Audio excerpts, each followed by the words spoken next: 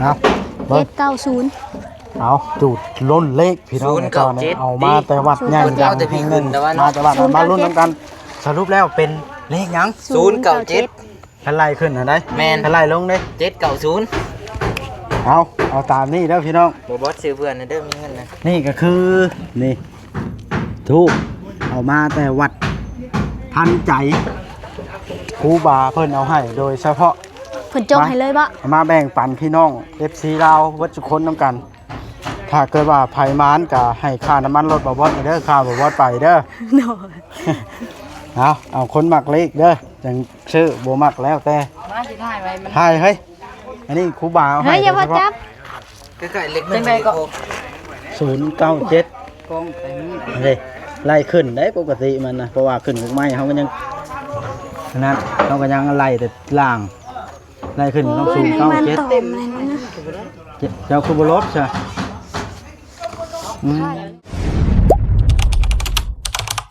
อย่าลืมกดติดตามเพื่อเป็นกำลังใจให้ผมด้วยนะครับทุกคนขอบคุณมากๆพี่น้องเอ้ยมาฮอดจอดถึงแล้วเฮือนน้องโอ้น้องแต่พี่น้องเอ้ยก็คือมาแต่ไปเรียกพี่น้องเอ้ยมานี่ก็มาจอดรถได้ไปแต่เช้าว่าสิไปหาท่านหมอก็บ่ได้ไปพี่น้องก็พอดีมี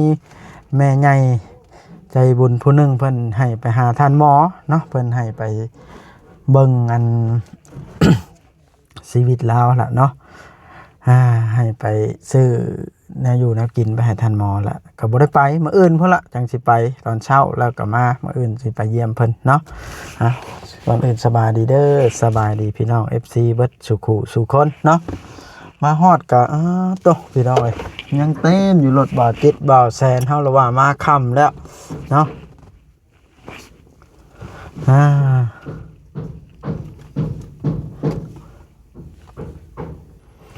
พี่น้องไอ้ปะลงบ้านนี่พี่น้องเอ้ย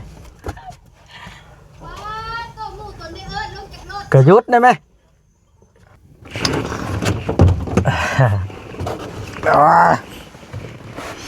โอ้เท่าเป็นไงไอ้น้องมูคู่เขายังเต็มอยู่เนาะในว่าค่ำแล้วสบายดีเด้อโอ้บ่แสนนอนเฮ็ดเท่แท้นี่รัดผมไหมบ่ผมนอนได้โอ้ยบ่จิตสบายดีวัดสุคนนั่งเกินบ่ขึ้นเนาะสบายดีบ่สบายดี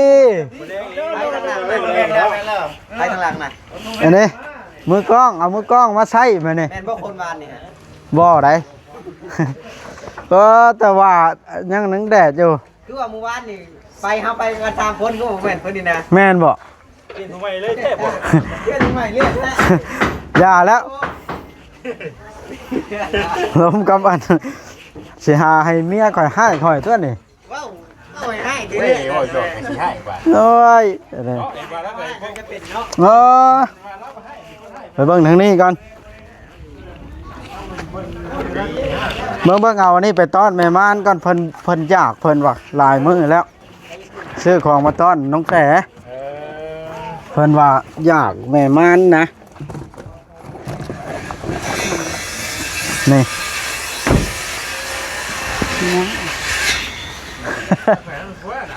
เดี๋ยวเท้าผู้ใหญ่นะ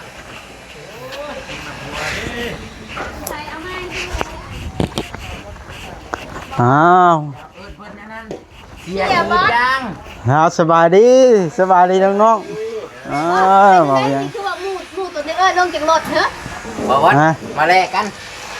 คือว่าได้ข้าวว่าย่างบัวสุดท้ายก็เลยซื้อมาต้อนน้องแต่นะ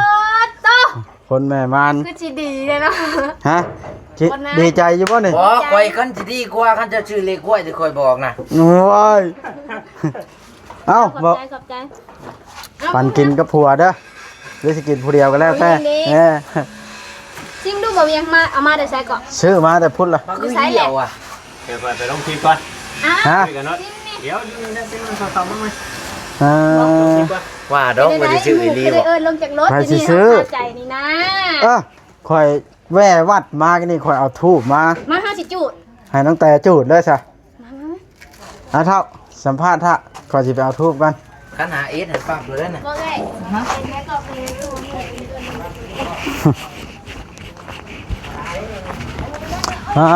ต่อพากันอยู่ค่ำวันนี้นี่เนาะ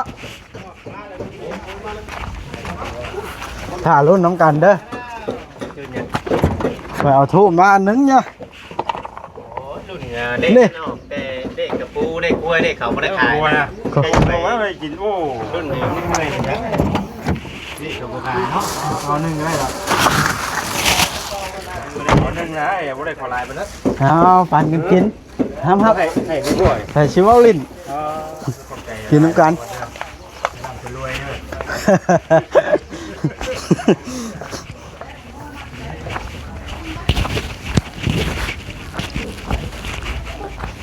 อ้าวพี่น้องไอ้บาทนี่มาแล้ว จุดเลยพอกระจิรุ่น จะโจทย์ตั้งจะพ้นไหน ก็เดือก็ว่าได้จับไว้นี่คนชื่อเลยได้ อันนี้นะโมแม่นะเขาจับเองครูบาเพิ่นจับให้ถึง จับกล้องให้เอ้ยกินมังงะ ฮะ ย่าไหนอันขอบใจเด้อ อันเด้มากับเมียมาในเฉลย โอ้ยสบายดีเด้อ โอ้ยเฉลยเลย มากับคุณสุดาสบายดีเท่า โอ้ยสบายดีเชื่อเด้อ มือกล้องมานี่เอามาใส่โดยเฉพาะ น่ได้กินบักมูน กินโมน้ำน้องแต่ป่ะเออ บัวบดดิ เอาไปจูดไว้น้องแต่ จุกในหัวคันใด บจุอันนี้นะโมแม่นได้ว่าพ้นหมักเลขนะเพราะว่าไปแล้วเพิ่นเอาบ่เฮงเพิ่นว่ะ หว่างอีกจังหัน เป็นไห้ ห แห้ ว่าง ง ที่ เนาะ บ้านเพิ่นเชียงโต๊ะนะ ก็กรอบดี เอาบ่เฮงเพิ่นว่ะก็เล เอา ย เลยเนาะ เอาแล้ว ใส่เธอกระเพรา เอาให้น้องแต่ไปจูดเผาเบิ่งเด้อแล้วก็สิถ่าย FC ลาวเฮา เดี๋ยวเขาไป ถ่ายอยู่ เอา ป กระ ระ เพ เท รา ศ กั ลาน วกับเบิ่งน้ำกันเลยเพราะว่าวัดอันนั้นได้ วัดมหาโชคบ่ ทันใจ วัดท่านใจผู้ แม่น ไปไก่ ทันใจบ่เฮ้ย แม่น ไปอีกดิ ใจจังก่อน แม่นทันใจ ทันใจเริ่มเลย เนี่ยน้องแต่จูดไว้และสิมาเบิ่ง จุดใส่ ตั้งต่อกล้วย ตัวกล้วย แม่นอืม ป้ามันสิบ่ลมบ่เลย ลมแม่ได นี่ได้ นี่ เอาตัวนี้ บ่มันแดดนี่ตั้งนี่นี่จูดแล้วกันจูดแล้วกันน้องแต่ มัน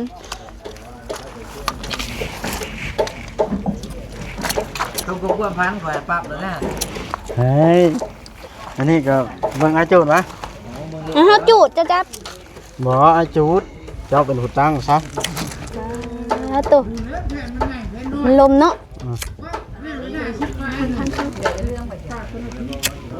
เมทัลแก้วเราใส่ชะโลมเลยนะ แม่นบ่ อันเด่นน่ะ เป็นหยังอะน่ะ เราบ่สบาย คือกับไผมันสิยินดอนแน่เนาะคือบ่เอาลูกสาวมานำ มันบ่มาชวนมันเป็นเมื่อยมันอยู่มันยา แม่นมือเพิ่นอยากมาเด้จ้ะ เดี๋ยวมันบ่ลงจากรถดอก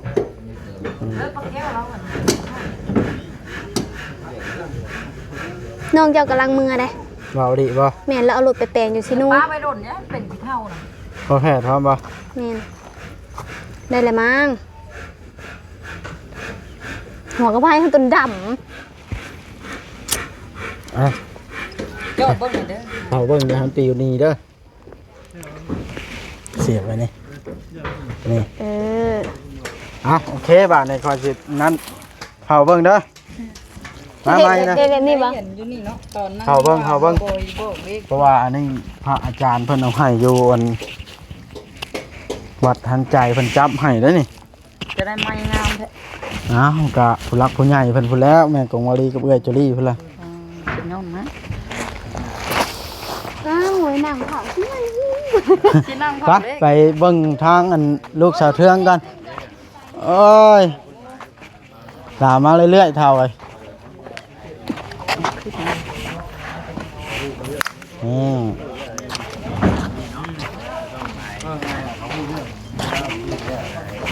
ฟ้าแต่ทีมงานล้มกันยังไงนี่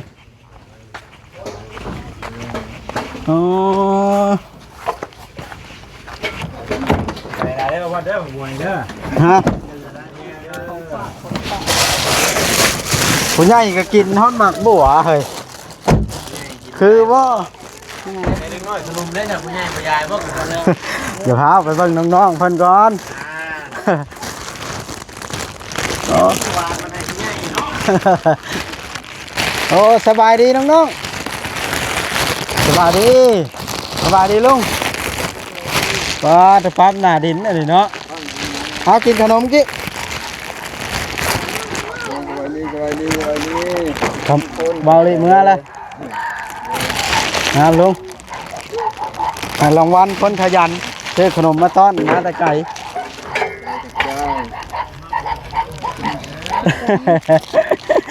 เจ้าชื่อไว้ได้ป่ะนี่น้องบ่แม่นว่าหันหายเจ้าได้นี่เอ้าหมกี้น้อยสอนเจ้าก็ได้น้องเอาถูกเข้าใจเด้อว้าวได้ไหมเข้าใจเด้ออ้าวว้าวโหไปเลยโอ้เฮ็ดไปแล้วใช้เทืองไปใช้ พูดอยู่เพื่อนเขาแก้ว เพื่อนปลาแก้วโอ้แดนอ่อนเรามาปั้มหน้าดินเลยบ่นี่ แม่ตอนนั้นดินมันเก่ากันเลย โอ้ต่อใช้หมดทศกัณฐ์บ่เอาเมื่อกี้คือบ่เห็นแล่นมาต้อนนี่ฮะตัวได้แล้วเอาแต่มีแต่ผู้หล่อๆเว้ยมันนี่ฮะมันนี่คือมีแต่ผู้หล่อๆทั้งวันมันนี่ ดีเด้อ ผู้ใหญ่ก็สิเอาบ่ขนมเลย เวียกก่อนจังหน่อยเอาวะ ฮะ ขอคุยเวียกก่อนจังหน่อยป่ะ ยายมันฮอดก่อนยายมันก็ แจกขนมกัน ยายแล้วว่านี่บ่น่ะ แจกจังหน่อย ได้ โทรรถ ได้หมดแล้วคู่เป็นแล้วได้ผู้ใหญ่กินบ่นี่ท่านว่าบ่กินก็บ่กินบ่ได้ว่าหยังได้ผู้ใหญ่นี่เอาผู้ละอันเอา เปลี่ยนบ่ เอาแล้วเอาเพื่อนมาเจ้าก็ได้โอ้ยใหญ่แล้วก็กินขนมทั้งหลายเล็กน้อยบ่ได้กินขนม พ่อใช่ไหมบ่อยากได้บ้าน ขึ้นไปจังได๋บ่แล้วขึ้นแล้วบ่สิน่ะ เนี่ยโอ้ยกิน อะไรก็ที่อยากได้ดิ เอาสิเกะดีกว่า สิลงเวียกก่อนว่าเดี๋ยวนี้ท่านเคยไปเบิ่งน้องแต่ได้นี่ซะ เลย ไปซะครับ ให้ขอบใจเอาวะ มานั่นพี่น้องไปรอรุ่นอันที่ว่าทูบที่เฮาอันมาก่อนพี่น้องมือกล้องบ่เฮาอันลูกสาวเทืองพี่น้องเอ้ยลูกสาวเทืองเด็ดกว่าหมดแล้วพุ่นละก้อนนี่ล่ะฮะไอ้ก็เอาคิกินบ่เอาได้ไหม เอาไหมขนมนะ มันบ่เอาหมอนี่ดูเอาเอาพุ่นละก้อนช้ากับผัวเจอหลายคนเอาสาวเทืองเฮ็ดหยังอะน่ะเฮ็ดหยังเอากินขนมนี่เอาก้อนหนึ่งพอเด้อ มันจะคู่กัน เด้อ อ้าว สบายดี โดยเป็นไงเพิ่นไข้เนี่ยหรือว่าปลาแก้วนะ กันกินชะโลมอยู่เด้ ไผ่เนี่ยอยู่ในเฮือนเพิ่นนะ มีตู้ปัน เดี๋ยวจังหน่อยสิเข้าไปเยี่ยมเพิ่น โดย ถ่ายคลิปจบก่อนจังหน่อยจะเข้าไปเยี่ยม แค่เป็นมัน มาเบิ่งอันที่ว่าเขาจูดไว้ก่อนพี่น้องเอารอให้ชี้เบิ่งตั้งแต่ กำลังเห็นตัวเดียวนึง ไปฮอดชัยแล้วเบิ่ง นี่เบิ่งกับตัวเดียวนี่ มาแล้วเจ็ดพี่น้องใช้ นี่7 8เด้อ มาแล้ว 7 8เด้อ มาแล้วเจ็ดรอรุ่นนางเผาอยู่บ่เดี๋ยวนี้ ต้องเอาบ่วงพันเล่นเขาแล้ว เริ่มเข้าแล้วบ่เออ แล้วบ่วัด8เด้อบ่วัดเด้อบ่วัด ฮะ 7 8 ฮะ นี่เลข7เขายังเคยสืบเลยคำว่าเลข7มันก็7นะ มาแปดแล้วบ่มานั่งลงใช่ไหม 8 มันวนวายแล้ว8 9 8 7นี่ นั่งลงอยู่ฮะกี่รุ่นน้ำเนี่ย บ่ได้ศูนย์นะ ชี้ชื่อเลยเลขลาวแมลง 70 เฮ้ยมันอันนะ70 79นะตัวนี้ว่าเลยนะรุ่น 7 8 เก้า 8 รุ่น นี่นั่งใช่ได้ ใกล้เมียนี่ นั่งลงรถได้ FC เอ้ยอย่าว่ากันนะบ่ได้มักเลขได้เลยแต่มักรุ่น บ่อันนี้นะเพิ่นให้หนนะก็เลยเอามาจูดเบิ่งให้ FC เบิ่งน้ำกันถ้าไผ ที่นี่ อิ่มจำขนมบ่วัด โอ้ใหญ่แล้วก็ไผสิกินจนอิ่ม อันเด้79 เฮ้อ 79 เด็ดเก่าก็30 มาแล้วมาแล้ว เก้ามาแล้ว สวัสดีลุงอัศชัย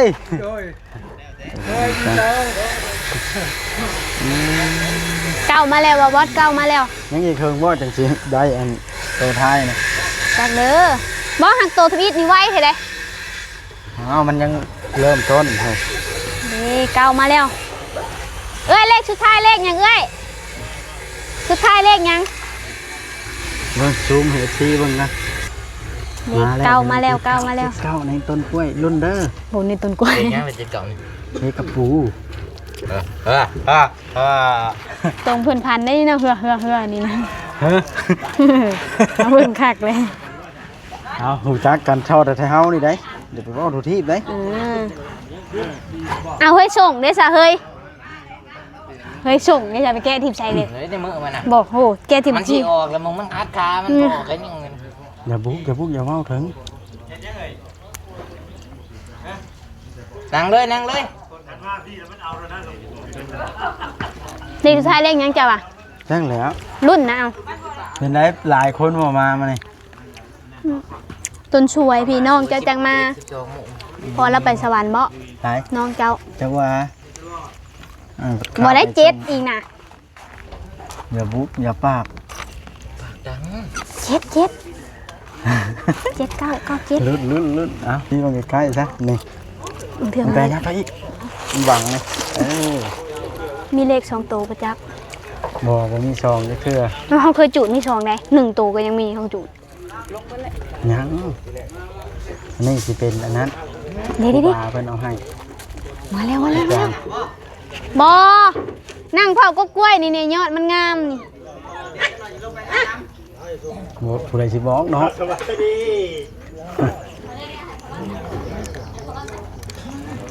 มาแล้วน้องแต่ มาเถิดเอา ถ้ามันดับก่อนคือจบได้ เซ็ตเห็นแล้ว เห็น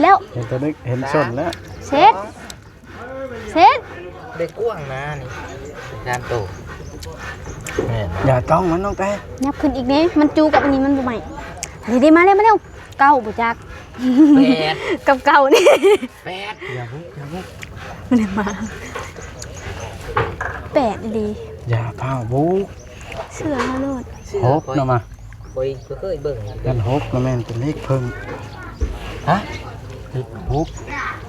แล้วแบบเฮาเคยจูดนะแบบมันต่อกันเลยนะแบบเลขเก้าเลขเจ็ดมันต่อกันลงมาเลยนะ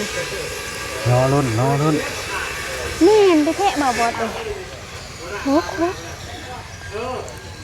กกับสามไป ฮะ บ่หกกับสามสองตัวนี้ ฮบหนา หกนี่เลขยังมันกระปุกเว้ยเลขเพิ่งบ่ 697 ศูนย์บ่จัก คัน697เลยแม่นแต่แท้รถ ได้ยัง ศูนย์บ่บอด เลขศูนย์ ศูนย์ ศูนย์น่ะเป็นเลขนาบบ่ ศูนย์ เก้าเจ็ดเก้าศูนย์เลขห้าแล้ว ฮะ ศูนย์บ่บอด หมอเพิ่นให้ไล่เป็นล่างขึ้นเทิงได้แบบขึ้นทุกไม้ได้ ศูนย์บ่บอด ศูนย์ไปพ่อเลขศูนย์เพื่อเจอนะ ขาว ศูนย์นี่ดีบ่บอดแต่มันคือบ่เต็มเลยเลขศูนย์คือบ่เต็ม เลขศูนย์บ่เต็มเลย หาสิไล่เป็นเลขหยัง เต็มอยู่ ตรงเบิ่งข้างๆเหมือนทางนี้มันบ่เต็ม โบเลขหก บ่ศูนย์เต็มอยู่ ศูนย์ได้ดิ มือเต็มไปเลย เต็ม พี่จะมาเบิ่งทางนี้บ่ บ่เต็มนะ นี่ล่ะพี่น้อง ศูนย์ เอาเบิ่ง 790 เอาจูดล้นเลขพี่น้องตอนนี้เอามาแต่วัดใหญ่ดังแห่งหนึ่งมาแต่วัดมาลุ้นกันสรุปแล้วเป็นเลขหยัง 097 อะไรขึ้นได้ แม่น อะไรลงได้ 790 เอาตามนี่เด้อพี่น้อง บ่บอสซื้อเพื่อนนะเด้อมีเงินนะ นี่ก็คือนี่ทูบเอามาแต่วัดพันใจครูบาเพิ่นเอาให้โดยเฉพาะ เพิ่นจงให้เลยบ่ เอามาแบ่งปันพี่น้อง FC ลาววัดจุคนน้ำกัน ถ้าเกิดว่าไผมานก็ให้ค่าน้ำมันรถบ่บอสเด้อค่าบ่บอสไปเด้อ โดย เอาคนมักเลขเด้อจังชื่อบ่มักแล้วแต่ มาสิถ่ายไว้มัน ใช่เฮ้ยอันนี้ครูบาเอาให้ เฮ้ยอย่าพอจับ ใกล้ๆเล็ก จังไดก็ 097 กองไปนี่ เด้ไล่ขึ้นได้ปกติมันนะเพราะว่าขึ้นของไม้เขาก็ยังนั่นเขาก็ยังไล่แต่ล่างไล่ขึ้นต้อง มัน 097 ตอมเลยนะ เจ้าคูบรถใช่อืม ส่งให้หน่อยเด้อบอมก่อน